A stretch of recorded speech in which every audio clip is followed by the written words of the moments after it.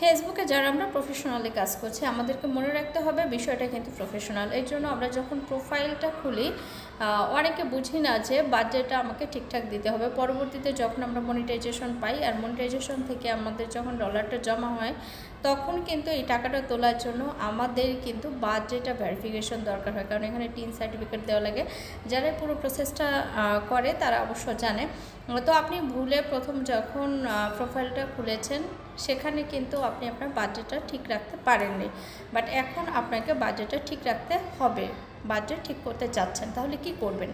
তো আপনি যদি আপনার জন্ম তারিখটাকে যদি ঠিক করতে চান তাহলে আজকের ভিডিওটা আপনার জন্য। আপনি কিভাবে আপনার জন্ম তারিখটা পরিবর্তন করতে পারেন এর পুরো ডিটেলস ডিরেকশন দেওয়া থাকবে। আপনি ঠিক এইভাবে আপনার জন্ম তারিখটা পরিবর্তন করে পুরো প্রসিডিওরটা কমপ্লিট করে ফেসবুক থেকে আর্নিংটাকে আপনার ব্যাংকে আনতে সক্ষম হবেন। তো চলুন দেখে নেওয়া যাক। ধন্যবাদ।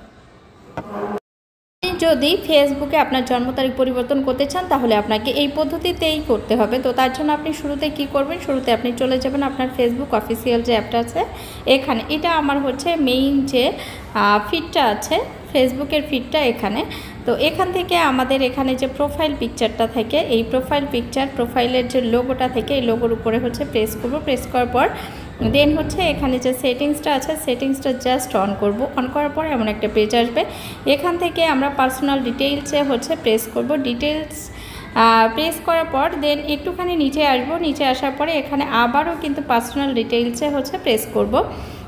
তো পার্সোনাল ডিটেইলসে প্রেস করার পর আমাদের কিন্তু এই পেজটা ওপেন হয়ে গেল। এখানে আছে হচ্ছে ডেট অফ বার্থ। তো ডেট অফ বার্থের ক্ষেত্রে এখানে আপনি জাস্ট প্রেস করবেন। প্রেস করার পর দেন হচ্ছে এরকম একটা হচ্ছে পেজ ওপেন হবে। এখান থেকে আপনি এই যে এডিট অপশনটা আছে এই এডিট অপশনে প্রেস করবেন।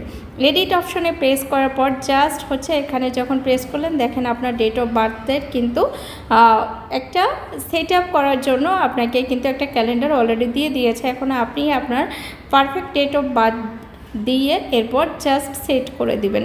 আর সেট করে দিতে পারলেই কিন্তু আপনার পুরো কাজটা কিন্তু কমপ্লিট হয়ে যাবে।